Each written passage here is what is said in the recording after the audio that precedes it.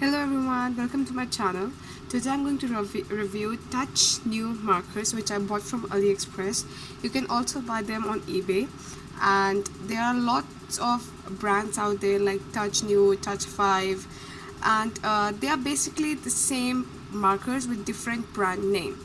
They are cheap alternative to copics for beginners, or for the people who don't want to invest so much on the copics can buy these markers, and they work pretty well. Today I'm going to review these markers and see if it's worth the money, and how they blend and do they bleed and everything. Also, when I this is 30 set of animation set. I did do some customization. I chose some colors of my choice, and the seller gave me these two gifts with this. One is this black marker, which is used for alcohol based markers, and then this is white gel pen. Since paper could be a factor for your result of blending and everything, I'm going to show three different sorry guys okay I'm going to show blending in three different kinds of paper.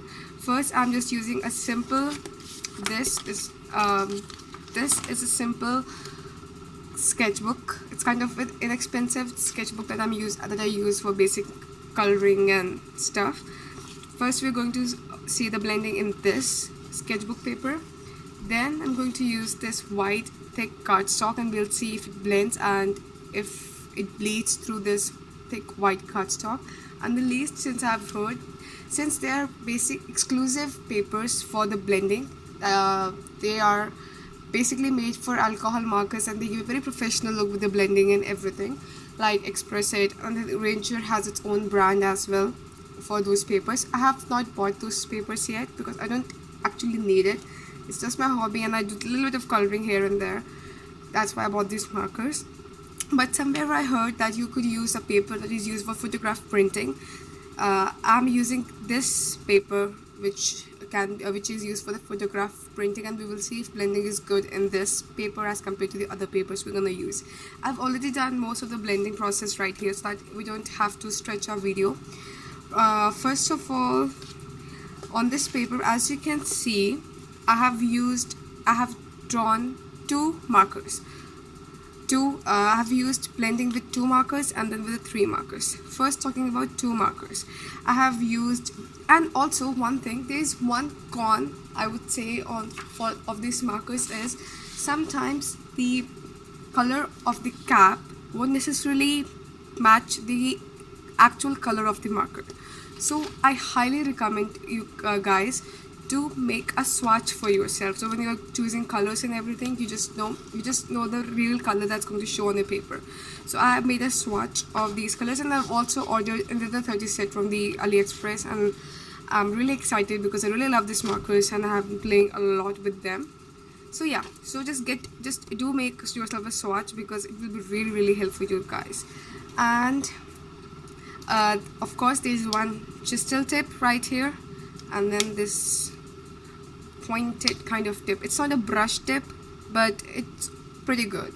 And I have heard that these are refillables, although I have never found the refills on AliExpress or something, but I'm really looking forward to the refills, and if I do find a link, I'll post down on the description below. Okay, so first, talking about the blending process. As you can see, here is two markers and then there is three markers. I have used this cherry pink and vivid red for the blending in this particular example, and as you can see, the blending is really good and it does bleed through the paper.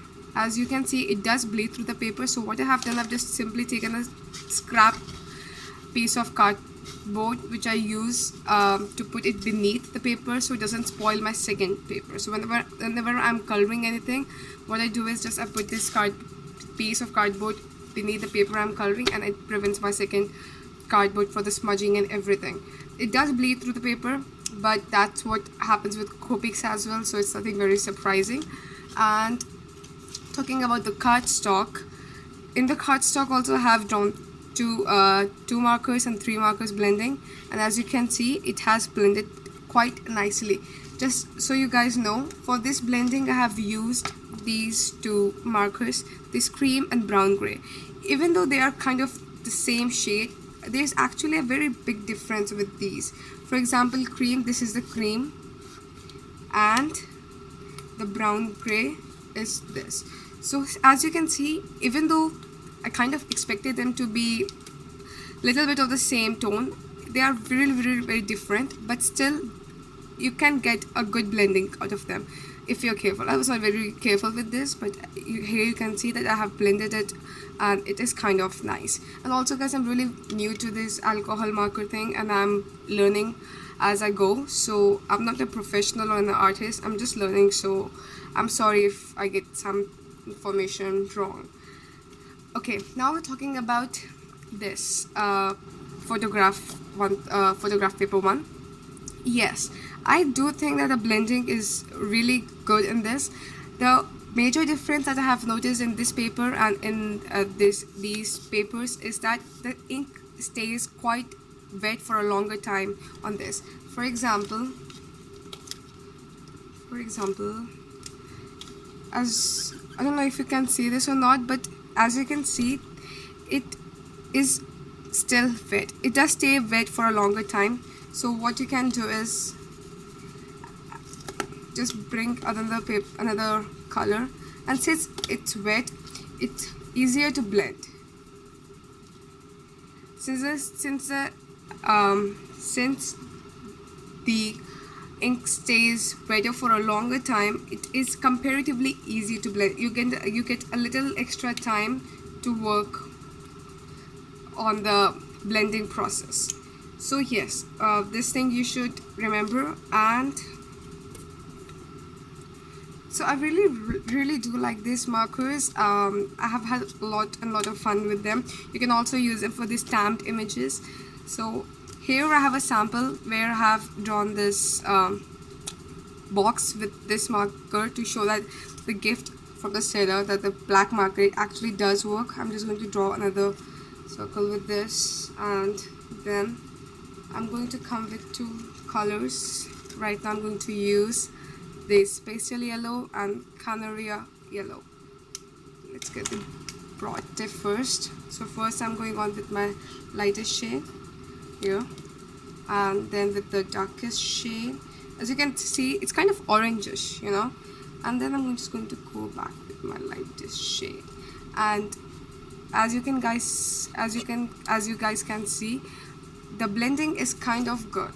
So so I would definitely recommend these markers if the budget is a criteria and you want to get quite a lot of colors, because if you invest in Copics, you will be able to invest only on some colors with that much amount of money, and for the same amount of money you will get lots and lots of variety of colors with these markers. So I have really loved these markers, and